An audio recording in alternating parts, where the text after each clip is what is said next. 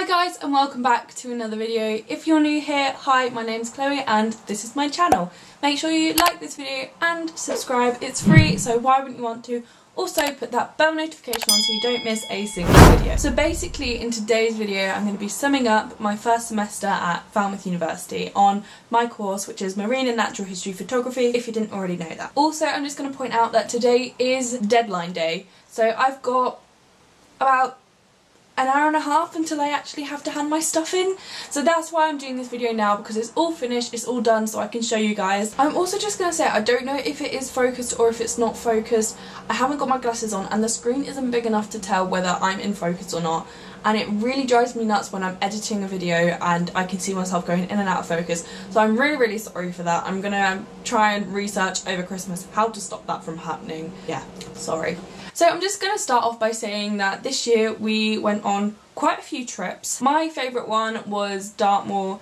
We did an overnight stay. It was completely free. I'm also going to point out that the trips this year are free. They're like paid for by the university.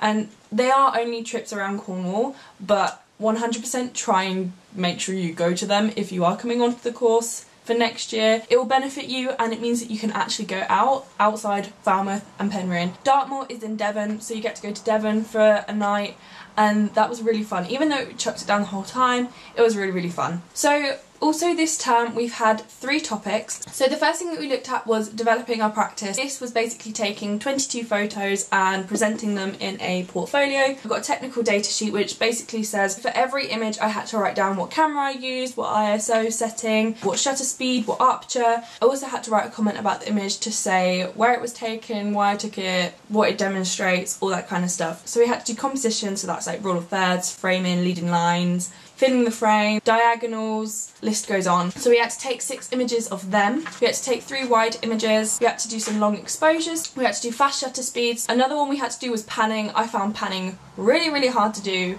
It's making the subject in focus but the background blurry as you like follow it. We had to do a creative viewpoint as well, which is like the same landscape and then zooming in on it. And then we also had a Heligan competition entry. Yeah, that was the images that I had to take. You also have to do a risk assessment for one of the photo shoots that you do, and you also need to print off loads of contact sheets to put in to basically back up all your other images and show all the images that you take, and not all of them though, like, because that would be a lot of contact sheets. But so that is the first module that we had to do. So the second module that we did was research and critical thinking. So for this I had to write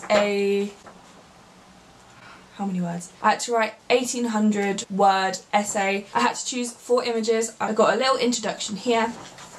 And you basically have to review your 4 images, 400 words per image. I finished that yesterday. It's not very good.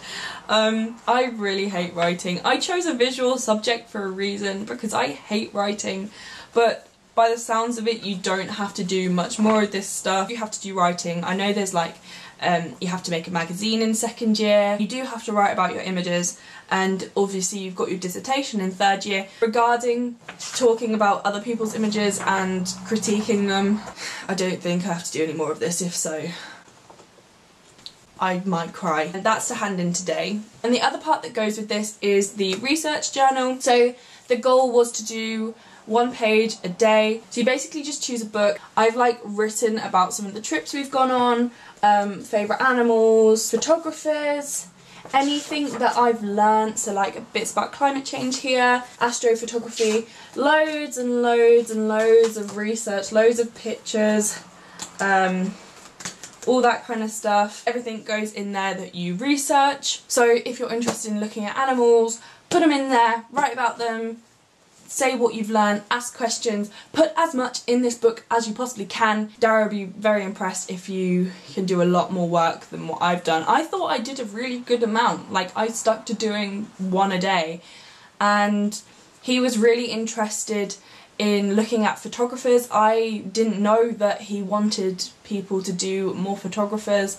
otherwise I would have done more photographers. So my lecturer was laying all the books out on the desk and he put me around 2-1, which is still really good, and we were one of the first groups to go. Other people had 2 weeks extra to do more work in these, which I did find a little bit annoying, but I can't really change it. Yeah, any tips for doing this? Lots of drawings, lots of photographer research. Yeah, that's basically all the tips. And just make sure you do a page every day, and if you miss a page one day, make up for it another day and do 2. Maybe even do more than a page a day. But this was quite nice to do. I enjoyed doing this. So the last module that we did was biodiversity and habitat. So for this I had to produce images and a field notebook.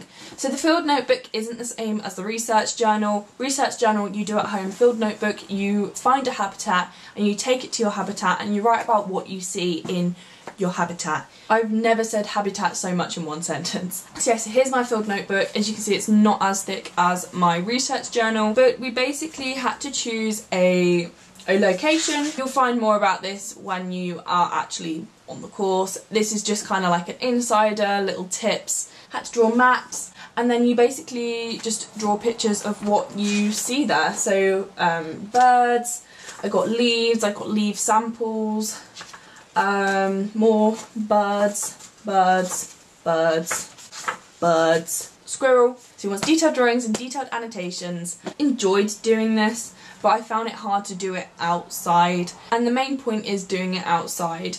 I did sometimes bring it back and do like the watercolour at home. I do like rough sketches out there and then I'd like refine it when I got back. Yes, probably not supposed to do, but for my sake I'm such a perfectionist, so I couldn't have this looking a mess. And then we also had to produce 9 images. So again we had to do a technical data sheet. So you have 3 images which are species in your habitat, some fungi. I chose an ivy leaf that I put under the microscope, and I also chose a magpie that was in my habitat. We then had to choose 3 images that represented our habitat. We had to choose 3 images that were about our habitat. We also had to show the passage of time in our habitat, so I chose 2 images that would pair quite nicely with each other. One that was taken my first week in my habitat and one that was taken in the last week of my habitat, so they worked together quite well. And then I also took an image of these stacked up gravestones that had been like piled up and nature had kind of overtaken. I thought that was a good representation of time in my habitat. Talking about prints, so last week I sent my prints off. Thought it was okay. I sent them on the Sunday. I was going to collect them on the Tuesday when they should have been ready. And I got to Wednesday and I walked in and I thought, oh, I'll be fine, they'll just keep them. And I got there and turns out that they hadn't printed them because they had an issue, and I hadn't been emailed about the issue, so I wasn't aware of it, they weren't aware of it. Also, my name is spelt weird on the system. I've got umlauts on my E. When I say Chloe, it doesn't pop up as Chloe, it comes up with some weird squiggles. So they couldn't find my name properly, and I sent them about another 3 times to them, and then they come to the realisation that I sent them in 2 bigger files. So I had to go onto Photoshop, I had to resize all of my images and then send them back, and I was going to try and get same day printing, but I went downstairs and there was like a huge queue like trailing down the corridor of the IOP, and I was like, wow, I'm not getting my prints today. So I picked them up yesterday, which was Thursday. Some of my images came out darker than I wanted them to. A little tip for people, for anybody that's doing photography at Falmouth, I'm just going to say, make sure you know how to print, make sure you've got the correct prints. Also, don't try and print 36 photos all in one go. Maybe do it over a certain amount of time, because then you also don't see about 20 quid coming out of your bank account. It also means that like you're not waiting in the queues just to collect your prints. If you've got a print that you particularly like, I would say it's just worth printing it out anyway, even if you don't get around to using it, at least you've got it. Yeah, that's my only really advice. Summing up my first semester, I'm quite happy with how it's gone. I feel like I've learned a lot. I feel like I'm more independent. I feel like I'm allowed to be very experimental as a photographer. I love being able to rent equipment out like all the time. Another thing that I am going to point out, I didn't have my car here. I can drive. I haven't had my car here in the first semester, and I've wanted to go to places, but I feel quite stuck here because I don't have a car. You can get buses to some places, but then you have to walk. I kind of like don't trust myself doing that. I'd much rather just drive somewhere. Also, you can't really get buses to like nature reserves and like national trust sites. So it's just easier being able to have a car. That's the only thing. I think it's more for my course because you need to get out, you need to go out and take those photos. Apart from that, I've not had any issues at all. I love my flatmates, I love my course, I love Falmouth, and there's not really much else I could say about it. Thank you so much for watching this video. I really hope you enjoyed it.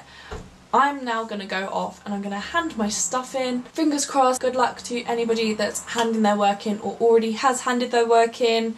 I put a poll up on my Instagram asking if you guys wanted a video about applying to university, so I'm going to be doing a video on that quite soon, since I know a lot of people are handing their stuff in or already handed their stuff in. So it'll be a combination of applying to university, getting your interviews, prepping for interviews, all that kind of stuff. Get a bit more of an outsider view from it maybe, I don't know. But yeah, so thank you ever so much for watching this video and have a good week. Jingle bell, jingle bell, jingle bell rock. Jingle bells.